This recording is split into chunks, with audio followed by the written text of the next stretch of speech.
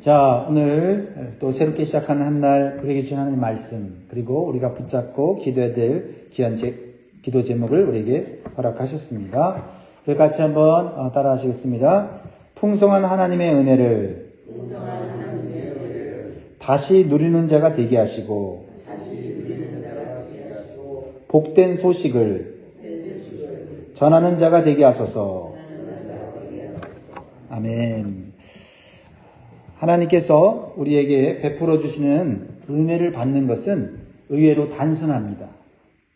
그것은 나에게 주신 말씀을 믿고 의심하지 않고 기다리는 거예요. 그리고 때가 되면 은혜의 문을 열고 나가기만 하면 하나님이 주신 은혜를 다 누리게 되는 것입니다. 오늘 본문 말씀은 아람 군대에 포위당하여 먹을 것이 없어서 성 안에서 죽을 위기에 있는 이스라엘 백성들을 구원하시는 하나님의 은혜를 보여주고 있습니다. 반면에 하나님의 구원의 복된 소식을 조롱하고 무시하는 자에 대한 하나님의 심판도 있을 것을 보여주고 있어요. 누가 하나님의 복된 구원과 은혜를 받고 누가 하나님의 심판을 받는가? 오늘 말씀을 통해서 교훈받기를 원합니다. 첫 번째로 오늘 본문이 주는 교훈은요, 하나님의 복된 말씀을 의심하는 자는 하나님의 은혜가 지연된다는 것을 보여줍니다. 하나님의 백성이 있는 사마리아 성을 포위했던 아람 군대가 하나님의 놀라운 능력으로 허둥지둥 도망가는 것을 보여주고 있지요. 어떻게 도망갑니까? 하나님께서 하신 것이지요. 큰 군대에 공격하는 그런 소리가 이 아람 군대의 귀에 환청으로 들린 거예요. 그래서 그들이 얼마나 무서웠던지 그들의 풍족한 양식과 금은보화를 아람 군대의 진영에다 다 내버려 두고 그냥 주랭랑 쳐버렸습니다. 이것을 제일 먼저 발견한 사람이 누굽니까? 불행과 절망의 대명사인 나병 환자들이었어요. 그들은 죽음의 위기 속에서 마지막 남은 소망을 붙잡고 아람 군대의 진영으로 가서 목숨을 구걸하기 위해서 갔습니다. 그런데 그곳에서 뜻밖의 하나님의 은혜를 발견하게 되는 거예요. 아람 군대의 진영이 완전히 비어 있는 것입니다. 그리고 풍족한 양식과 금은보화가 가득 차 있는 거예요. 그래서 그들은 이곳저곳에 가면서 마음껏 그동안 먹지 못했던 음식을 배가 터지도록 먹습니다. 그리고 마음껏 금은보화를 탈취하는 그러한 기쁨을 누리게 되었어요. 이것은 하나님께서 엘리사 선지자를 통해서 말씀하신 대로 하나님의 백성을 끝까지 버리지 아니하시는 하나님의 구원의 은혜와 성취를 보여주시는 것입니다. 이제 이 4명의 나병 환자는요, 뜻밖의 하나님의 구원의 은혜를 경험하고 나서 그들은 그들만 그것을 누리려고 하지 않아요. 자신들만 누리는 것은 죄라고 생각했어요. 그래서 이 구원의 좋은 소식을 굶주림으로 절망과 죽을 위기에 있는 사마리아 성 안에 있는 사람들에게 전합니다. 그래서 성 안에 있는 모든 사람들이 이 구원의 소식을 듣고 구원받고 또 풍성한 삶을 누리게 되는 것이죠. 이게 복음의 특징이에요. 복음은 뜻밖의 은혜입니다. 받을 자격이 없는 자에게 주시는 은혜. 그리고 그 받을 자격이 없는 그 은혜를 나만 누리는 것이 아니라 그 은혜가 너무 크고 너무 감격스러워서 다른 사람과 나누는 것. 이것이 바로 복음, 구원의 복음의 특징이에요. 그래서 이 나병 환자 중에 한 사람이 먼저 성문에 있는 문지기들에게 이 복된 소식을 전해요. 그리고 그 소식은 누구에게로 전달됩니까? 왕에게로 전달됐지요. 11절에 보면 그가 문지기들을 부르매 그들이 왕궁에 있는 자에게 말하니. 그렇습니다. 우리는 우리에게 베풀어 주신 하나님의 구원과 축복을 우리만 누리는 것이 아니라 다른 사람들에게 전하는 복음의 전령으로 살아야 될 줄 믿습니다. 이것이 먼저 하나님의 은혜를 받은 성도의 올바른 자세다라는 거죠. 그리고 그 은혜를 계속해서 누리는 삶이다라는 것입니다. 그런데 이 복된 소식을 들은 이스라엘 왕은요, 그 소식을 믿지 못하고 의심부터 해요. 그래서 아람 군대가 파놓은 함정이라고 생각을 해요. 자기 생각에 빠진 사람들. 자기 생각에 허우적대는 사람들은 이렇게 하나님 말씀을 의심부터 합니다. 아무리 좋은 소식을 전해도 상황과 환경만 보면서 의심하는 거죠. 그래서 하나님께서 이미 베풀어 주신 구원의 은혜를 누리지 못하는 어리석은 모습을 보여주고 있습니다.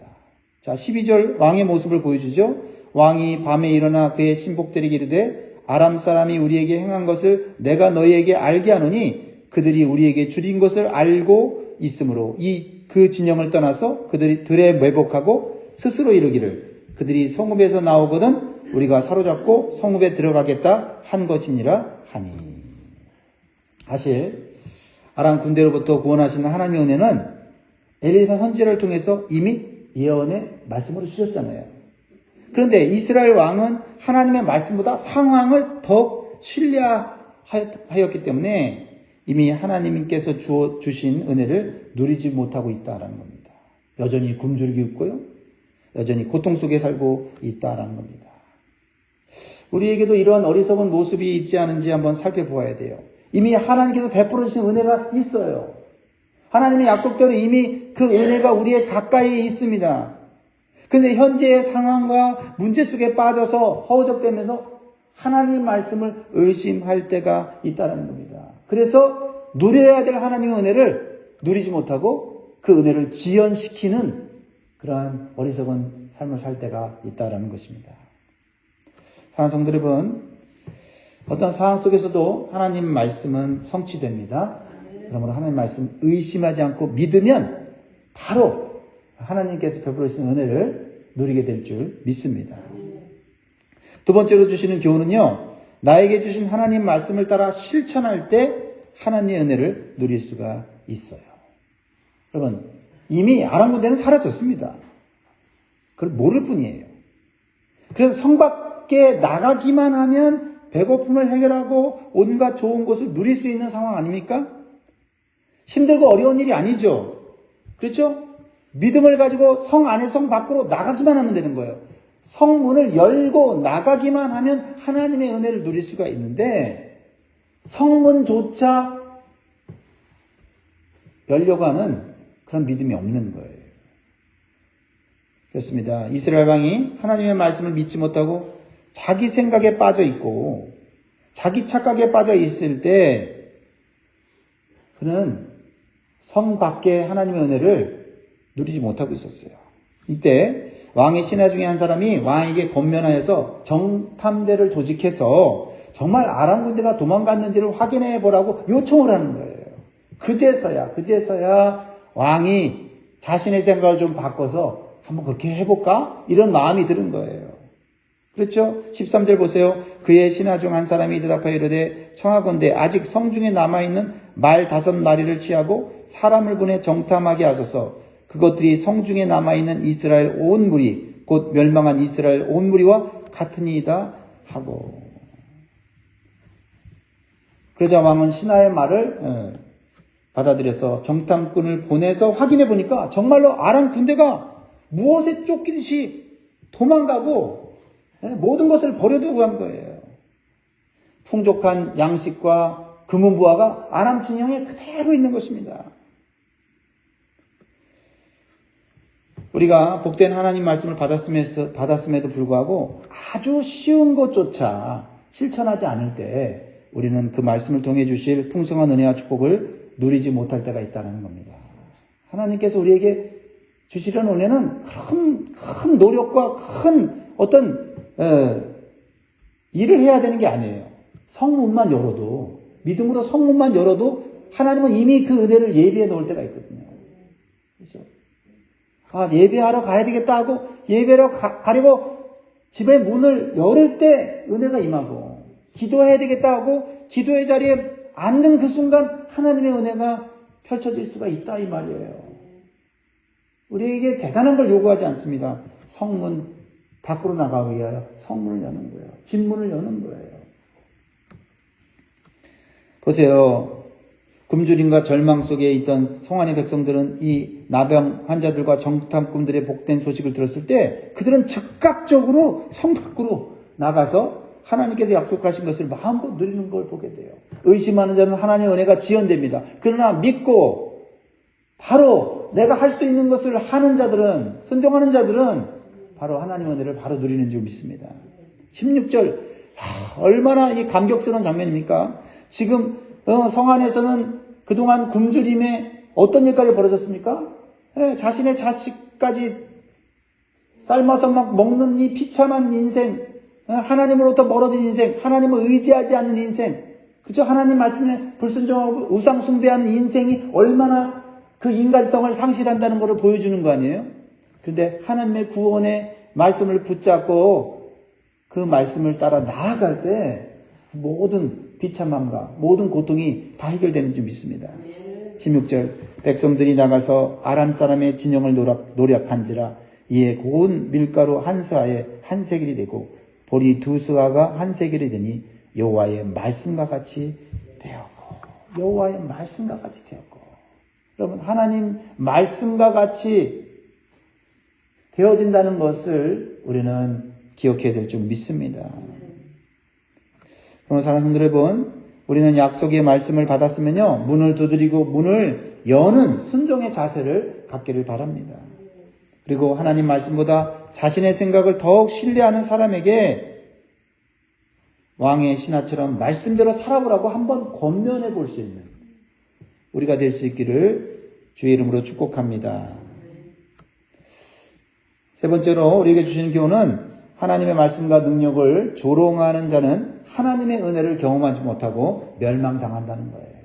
하나님의 은혜를 눈으로 보면서 또 누리지 못하는 자가 있다. 누구보다도 가장 절망적이고 불행한 나병 환자조차도 받았던 은혜를 받지 못하고 멸망당한 사람이 나오지요. 누구입니까? 이스라엘 왕인 여호람의 신임을 받은 군대 장관이었어요. 왕의 신임을 받는다는 게 얼마나 기분 좋은 일입니까? 그러나 왕의 신임보다, 사람의 어떤 신임보다 하나님의 신임을 받는 것이 더 중요하다는 것을 깨달아야 돼요. 자, 17절 보면 왕이 그의 손에 의지하였던 그의 장관을 세워 성문을 지키게 하였더니 백성이 성문에서 그를 밟음에 하나님의 사람의 말대로 죽었으니 곧 왕이 내려왔을 때에 그가 말한 대로라.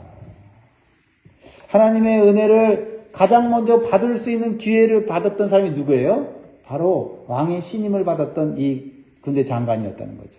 엘리야에게 나아갔을 때 엘리야가 어떻게 했어요? 하나님의 구원의 말씀을 들었고요. 하나님께서 풍성한 삶을 다시 회복시켜 준다는 말씀을 들었음에도 불구하고 그는 그 은혜를 누리지 못했어요. 남이 누리는 걸 보되 그 사람은 누리지 못하고 오히려 멸망당하게 되었죠. 왜 그랬을까요? 그는 하나님 말씀을 의심하는 정도를 뛰어넘어서 하나님과 하나님의 말씀을 조롱하고 무시하는 말을 했기 때문에 그렇습니다. 아무리 상황이 악하고 아무리 상황이 어려워도 하나님을 원망하거나 하나님의 능력을 무시하는 말을 해서는 안 될 줄 믿습니다. 엘리야가 말했죠. 내일이면 하나님의 구원의 역사가 일어나고 성문에서 정상적인 매매가 이루어지고 물가가 안정되어서 이제 풍족한 삶을 하나님이 살게 해주실 것이라고 약속하셨다라는 말씀을 들었음에도 불구하고 이렇게 이 장관은 하나님을 무시했습니다. 19절을 같이 읽습니다. 시작. 그때에 이 장관이 하나님의 사람에게 대답하여 이르되 여호와께서 하늘에 창을 내신들 어찌 이 일이 있으리야 하매 대답하기를 네가 내 눈으로 보리라 그러나 그것을 먹지는 못하리라 하였더니. 이 왕의 장관은요 매우 합리적인 사람이죠. 지금 이런 상황에서 어떻게 이 굶어 죽는 이 이스라엘 백성들이 먹을 것을 얻게 되면 물가가 안정되어서 안정된 삶을 살겠느냐? 이거는 도저히 이성적으로 이거는 이루어질 수 없는 거다. 하늘에서 하나님이 창을 내신들 어떻게 우리에게 양식이 있겠냐? 라고 하면서 하나님을 조롱하고 하나님의 말씀을 무시했다 이 말이에요. 그러니까 하나님의 능력이 얼마나 큰지를 알지 못하는 사람들은 환경과 상황을 보고 하나님을 무시할 수 있다는 거죠. 우리는 어떠한 상황 가운데서도 하나님은 불가능한 것이 없다는 것을 믿기를 바랍니다. 그래야만 그 사람에게 하나님의 은혜가 임하는 거예요.